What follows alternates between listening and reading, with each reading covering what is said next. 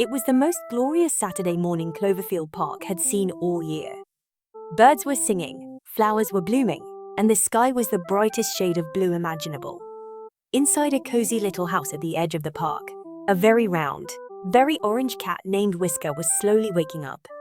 He stretched his paws, knocked over a lamp, and declared today would be absolutely, 100%, perfectly magnificent. He was already wrong.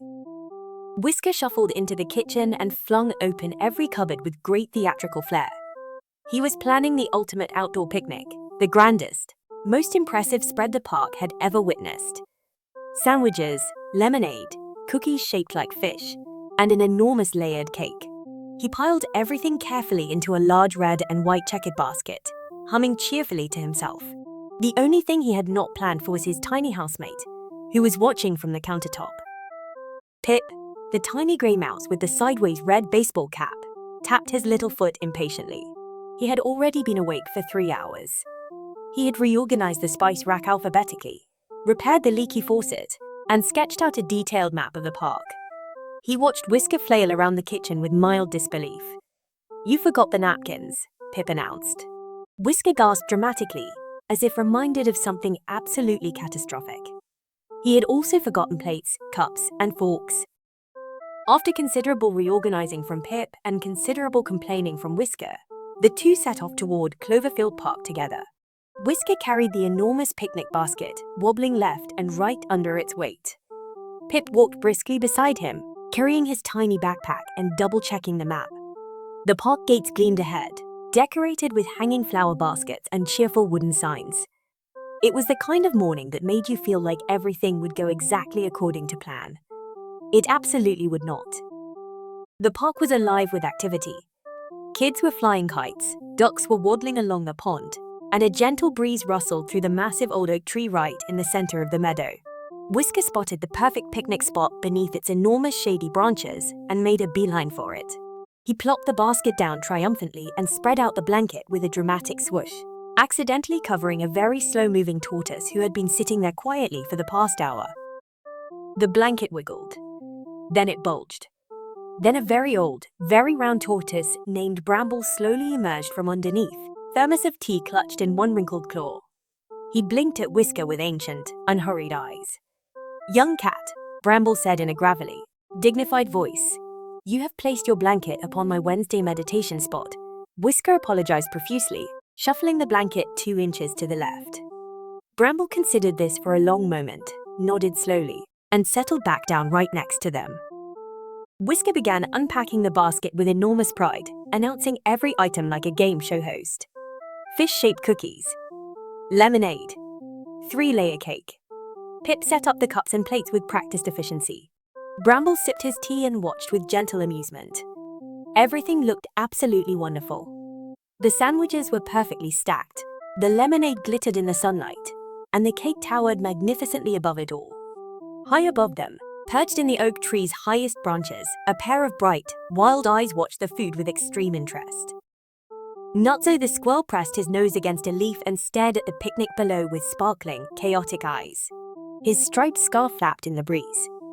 He had not planned anything today. He never planned anything.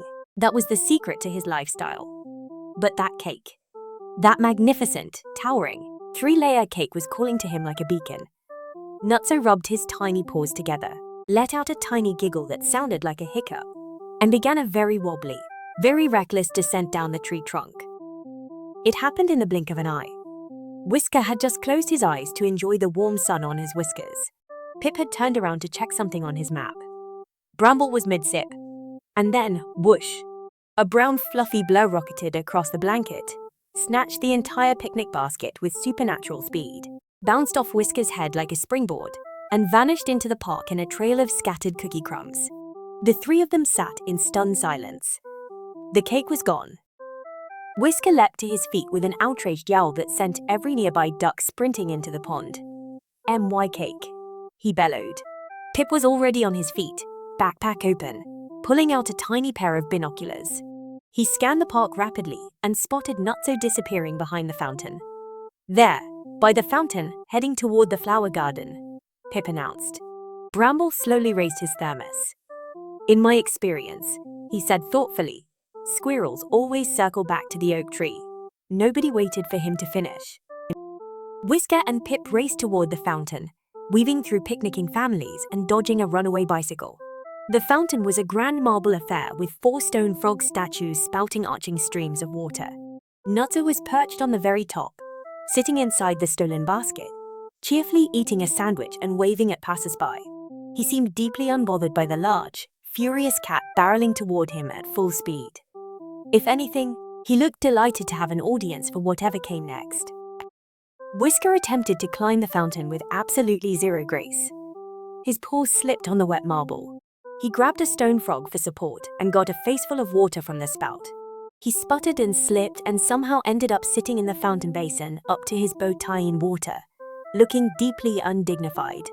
Nutso peered down at him from above, giggled his hiccup giggle, and offered him a fish-shaped cookie as if this were all perfectly normal. Pip stood on the fountain's edge, thinking fast.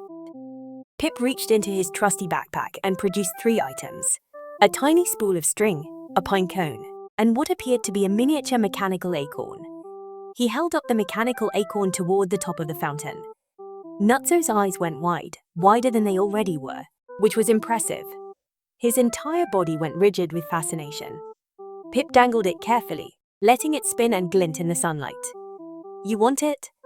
Come down and get it," Pip said coolly. Nutso was already scrambling downward.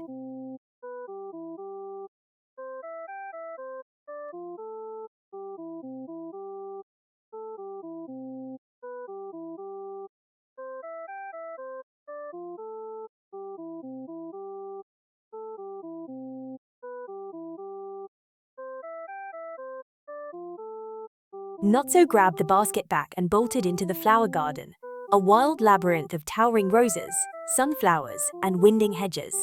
Whisker shook the basket off his head and charged after him. Pip consulted his map. He had mapped the flower garden that very morning, naturally, and took a shortcut through the lavender rose. Whisker, with no map and no plan, crashed through a sunflower, got tangled in a climbing rosebush, and somehow emerged covered in pink petals, smelling absolutely lovely and very annoyed. In the very center of the maze sat Bramble, somehow already there, sipping his tea on a small wooden bench. Nutso skidded to a halt, surprised. Bramble looked up without hurry. "Hello, young squirrel," he said pleasantly. "That is a rather large basket for someone your size." Nutso blinked. Bramble patted the bench beside him invitingly. And in that bizarre way that Bramble had, something about his absolute calmness made Nutso sit down, just for a moment, still clutching the basket tightly.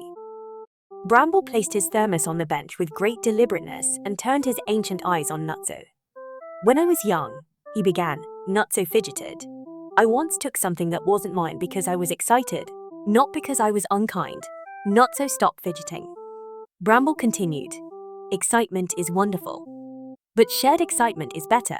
Nutso looked at the basket, then at Bramble, then back at the basket. His wild eyes went a little less wild. Then Whisker crashed through a hedge and landed face first in a flower bed. Whisker pulled himself upright, wearing a geranium on one ear and a look of absolute triumph. "Aha! Caught you," he announced. Pip appeared calmly from the lavender path a second later, not even out of breath. Nutso looked at both of them. Then he did something completely unexpected. He stood up, held out the basket, and said sorry. "I just got very excited about the cake." There was a long pause. Whisker blinked. Pip blinked. Bramble slowly nodded as if this was precisely what he had expected. They all traipsed back to the oak tree together, Whisker still shedding flower petals, Pip refolding his map neatly, Nutso carrying the basket cheerfully as though he hadn't just caused complete chaos, and Bramble bringing up the very slow rear. They spread the blanket out again. Amazingly, the 3-layer cake had survived perfectly, protected under its domed lid. The sandwiches were rescued and reassembled. The lemonade was refilled from Pip's emergency thermos, which he had packed because, well, Pip always packed an emergency thermos. What had been a picnic for 2 became a picnic for 4, or 4.5 if you counted Bramble separately, which he preferred. Nutso turned out to be extraordinary at folding napkins into animal shapes, which nobody had anticipated. Whisker generously cut the cake into 5 thick slices, one for each of them including himself. which he made slightly bigger and hoped nobody noticed. Pip noticed immediately but said nothing. The afternoon sun was warm and golden, and laughter drifted across the whole park. After lunch, Nutso suggested a boat race. Pip had somehow produced 4 miniature paper boats from his backpack. They raced them from the small wooden dock across the pond, each cheering for their own vessel with enormous passion. Whisker's boat immediately capsized. He blamed the wind, the water, and Nutso's suspicious proximity to it. Nutso's boat zigzagged at extraordinary speed. Pip's traveled in a perfectly straight, efficient line. Brambles moved approximately 3 inches before he declared it had been a fine race and finished his tea. Nutso produced a crumpled kite from seemingly nowhere. Where he had been keeping it was anyone's guess. He handed it to Whisker, who declared himself an expert kite flyer. He was not.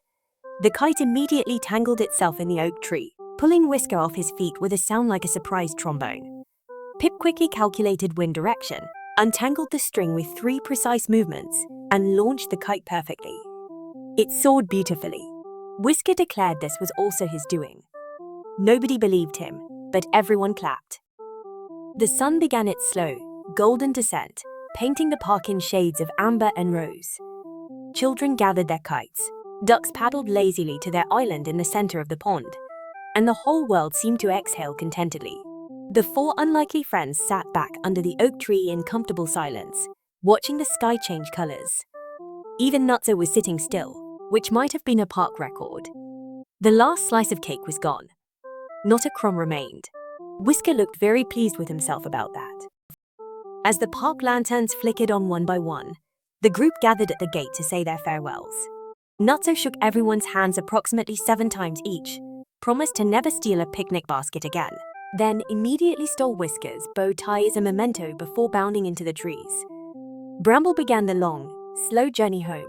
They estimated he would arrive by Tuesday. Pip adjusted his cap and updated his map with new notes.